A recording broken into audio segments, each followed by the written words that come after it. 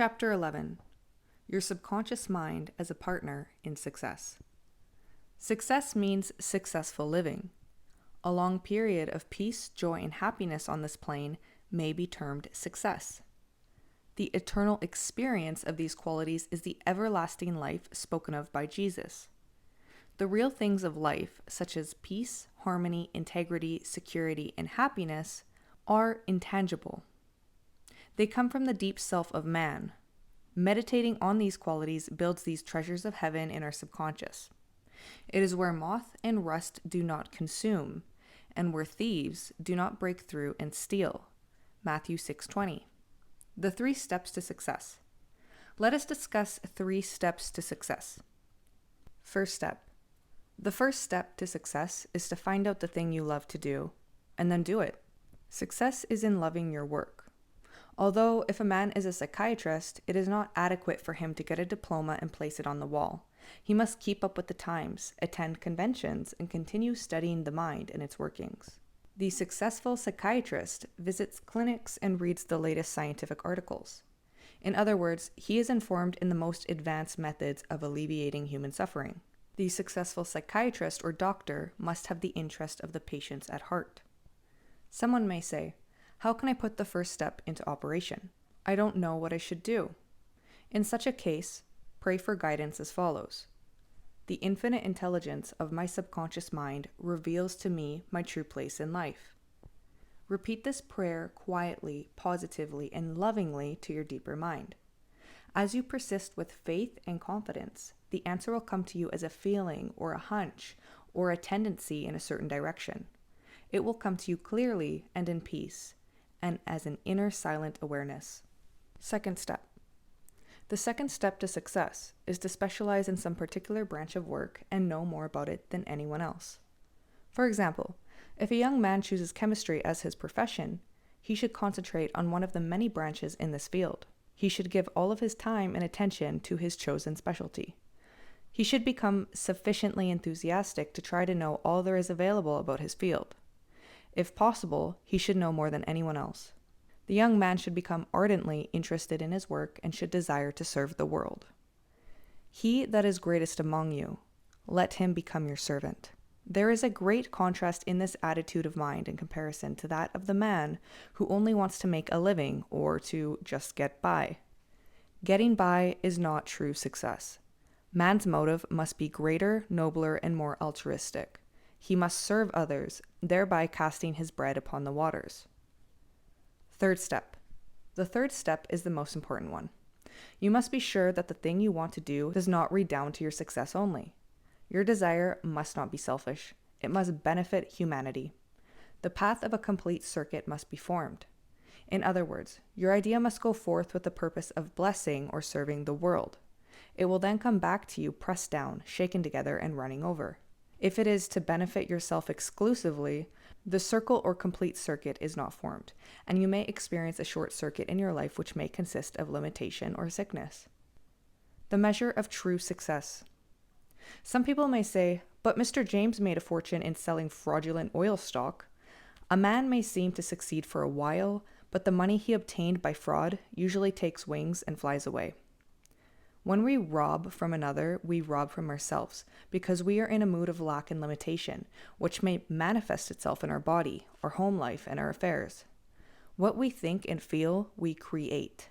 We create what we believe. Even though a man may have accumulated a fortune fraudulently, he is not successful. There is no success without peace of mind. What good is man's accumulated wealth if he cannot sleep nights, if he is sick, or he has a guilt complex? I knew a man in London who told me of his exploits. He had been a professional pickpocket and had amassed a large amount of money. He had a summer home in France and lived in a royal fashion in England. His story that he was in constant dread of being arrested by Scotland Yard. He had many inner disorders which were undoubtedly caused by his constant fear and deep-seated guilt complex. He knew he had done wrong. This deep sense of guilt attracted all kinds of trouble to him. Subsequently, he voluntarily surrendered to the police and served a prison sentence. After his release from prison, he sought psychological and spiritual counsel and became transformed. He went to work and became an honest, law-abiding citizen, He found what he loved to do and was then happy. A successful person loves his work and expresses himself fully. Success is contingent upon a higher ideal than the mere accumulation of riches.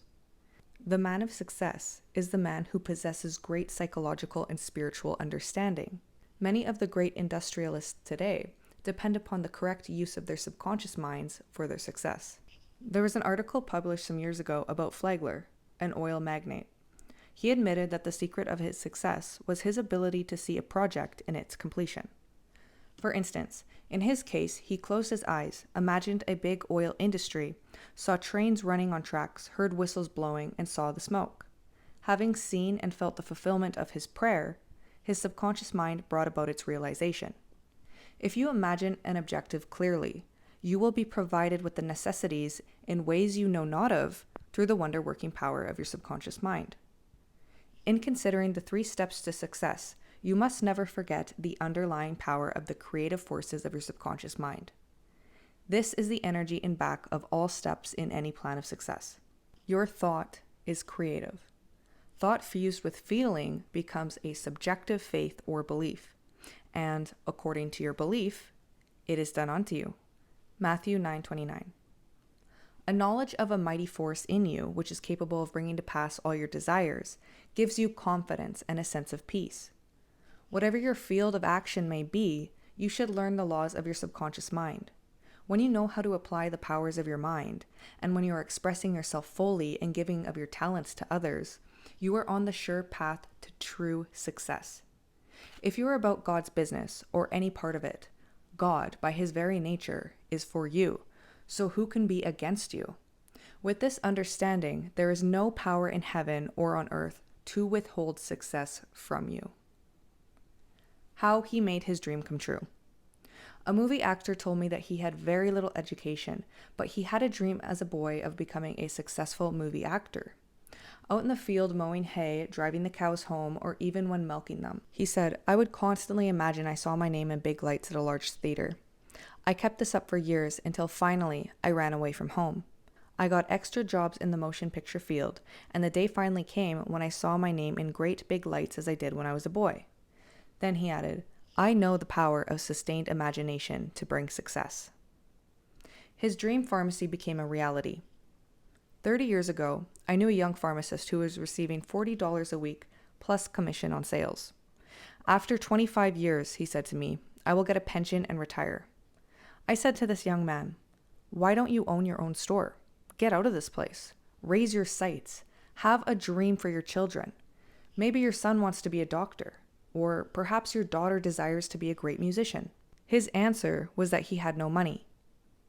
He began to awaken to the fact that whatever he could conceive as true, he could give conception.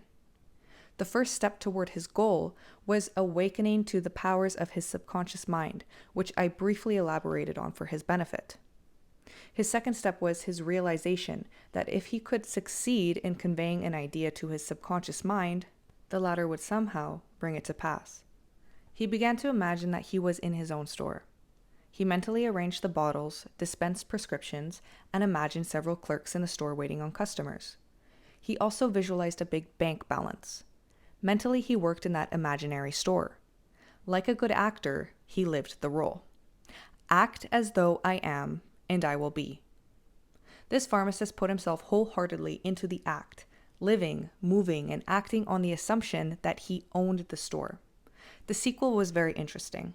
He was discharged from his position. He found new employment with a large chain store, became manager, and later on, the district manager. He saved enough money in 4 years to provide a down payment on a drugstore of his own. He called it his dream pharmacy. It was, he said, exactly the store I saw in my imagination. He became a recognized success in his chosen field and was happy doing what he loved to do. Using the subconscious mind in business. Some years ago, I gave a lecture to a group of businessmen on the powers of imagination and the subconscious mind. In this lecture, I pointed out how Goethe used his imagination wisely when confronted with difficulties and predicaments. His biographers point out that he was accustomed to fill many hours quietly holding imaginary conversations. It was well known that his custom was to imagine one of his friends before him in a chair answering him in the right way. In other words, if he were concerned over any problems, he imagined his friend giving him the right or appropriate answer, accompanied with the usual gestures and tonal qualities of the voice, and he made the entire imaginary scene as real and as vivid as possible. One of the men present at Ibis' lecture was a young stockbroker. He proceeded to adopt the technique of Goethe. He began to have mental, imaginary conversations with a multimillionaire banker friend of his who used to congratulate him on his wise and sound judgment and compliment him on his purchase of the right stocks.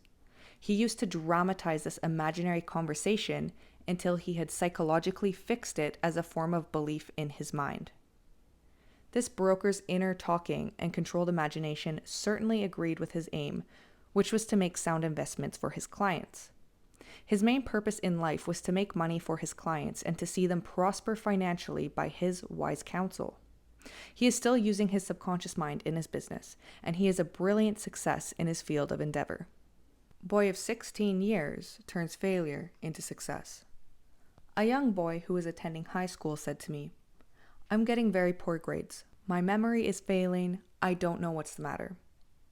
I discovered that the only thing wrong with this boy was his attitude, which was one of indifference and resentment towards some of his teachers and fellow students.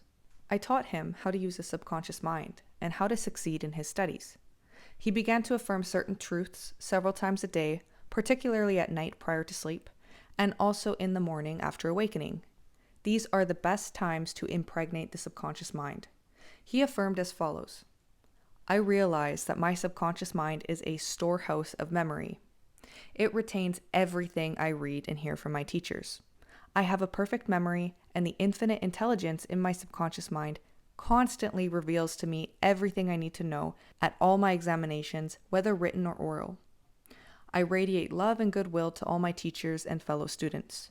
I sincerely wish for them success in all good things." This young man is now enjoying a greater freedom than he has ever known. He is now receiving all A's. He constantly imagines the teachers and his mother congratulating him on his success in his studies. How to become successful in buying and selling.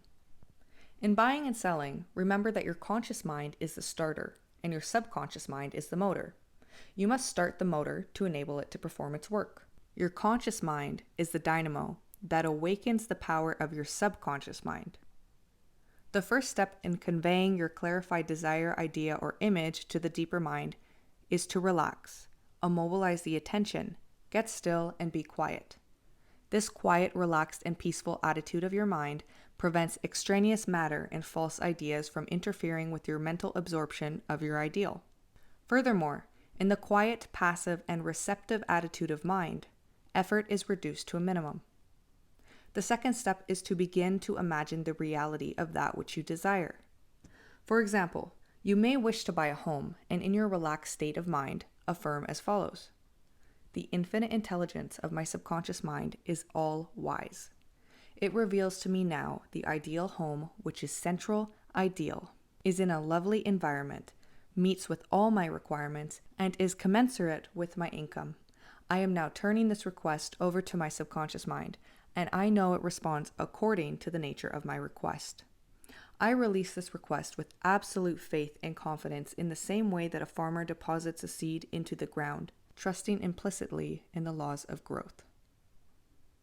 The answer to your prayer may come through an advertisement in the paper, through a friend, or you may be guided directly to a particular home which is exactly what you are seeking. There are many ways by which your prayer may be answered. The principal knowledge in which you may place your confidence is that the answer always comes, provided you trust the working of your deeper mind. You may wish to sell a home, land, or any kind of property.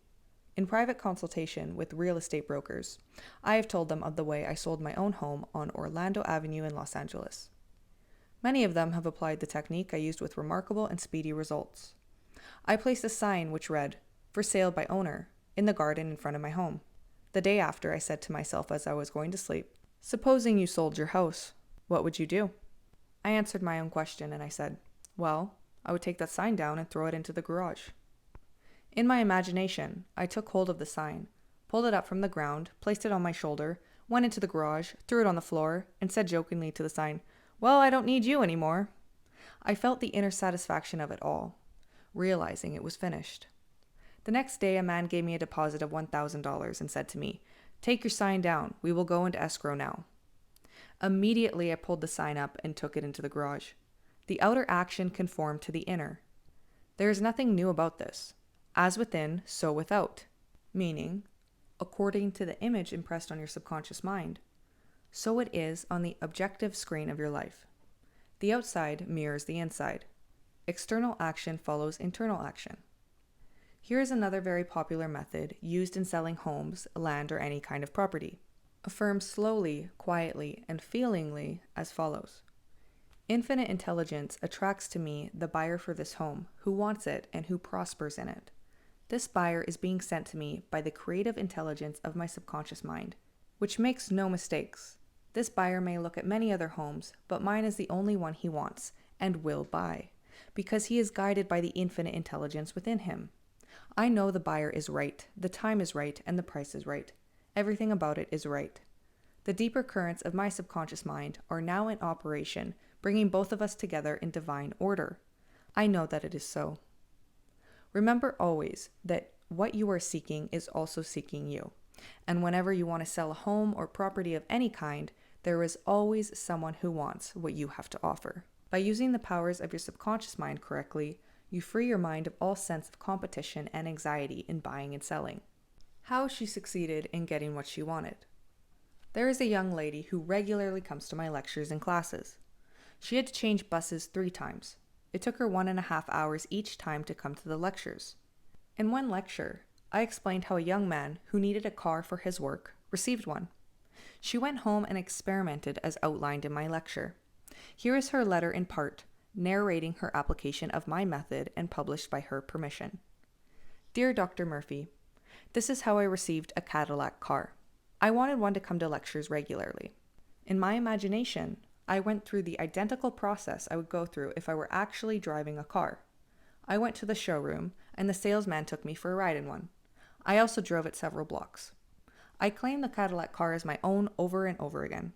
I kept the mental picture of getting into the car, driving it, feeling the upholstery, etc., consistently for over 2 weeks. Last week, I drove to your lecture in a Cadillac. My uncle in Inglewood passed away and left me his Cadillac and his entire estate. A success technique employed by many outstanding executives and businessmen. There are many prominent businessmen who quietly use the abstract term success over and over many times a day until they reach a conviction that success is theirs. They know that the idea of success contains all the essential elements of success. Likewise, you can begin now to repeat the word success to yourself with faith and conviction. Your subconscious mind will accept it as true of you, and you will be under a subconscious compulsion to succeed. You are compelled to express your subjective beliefs, impressions, and convictions. What does success imply to you? You want undoubtedly to be successful in your home life and in your relationship with others. You wish to be outstanding in your chosen work or profession. You wish to possess a beautiful home and all the money you need to live comfortably and happily. You want to be successful in your prayer life and in your contact with the powers of your subconscious mind. You are a businessman also because you are in the business of living. Become a successful businessman by imagining yourself doing what you long to do and possessing the things you long to possess. Become imaginative. Mentally participate in the reality of the successful state. Make a habit of it. Go to sleep feeling successful every night and perfectly satisfied, and you will eventually succeed in implanting the idea of success in your subconscious mind. Believe you were born to succeed, and wonders will happen as you pray. Profitable pointers. Number 1. Success means successful living. When you are peaceful, happy, joyous, and doing what you love to do, you are successful. Number 2. Find out what you love to do and then do it. If you don't know your true expression, ask for guidance and the lead will come. Number 3. Specialize in your particular field and try to know more about it than anyone else. Number 4. A successful man is not selfish.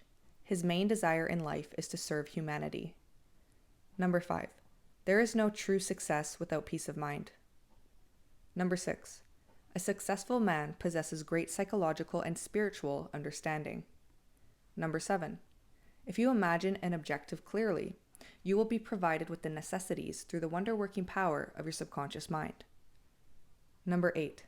Your thought fused with feeling becomes a subjective belief, and according to your belief, it is done unto you. Number 9. The power of sustained imagination draws forth the miracle-working powers of your subconscious mind. Number 10. If you are seeking promotion in your work, imagine your employer, supervisor, or loved one congratulating you on your promotion. Make the picture vivid and real. Hear the voice, see the gestures, and feel the reality of it all. Continue to do this frequently, and through frequent occupancy of your mind, you will experience the joy of the answered prayer. Number 11. Your subconscious mind is a storehouse of memory. For a perfect memory, affirm frequently. The infinite intelligence of my subconscious mind reveals to me everything I need to know at all times, everywhere. Number 12. If you wish to sell a home or property of any kind, affirm slowly, quietly, and feelingly as follows. Infinite intelligence attracts to me the buyer for this house or property, who wants it and who prospers in it. Sustain this awareness, and the deeper currents of your subconscious mind will bring it to pass. Number 13. The idea of success contains all the elements of success. Repeat the word success to yourself frequently with faith and conviction, and you will be under a subconscious compulsion to succeed. And that concludes Chapter 11, Your Subconscious Mind as a Partner in Success.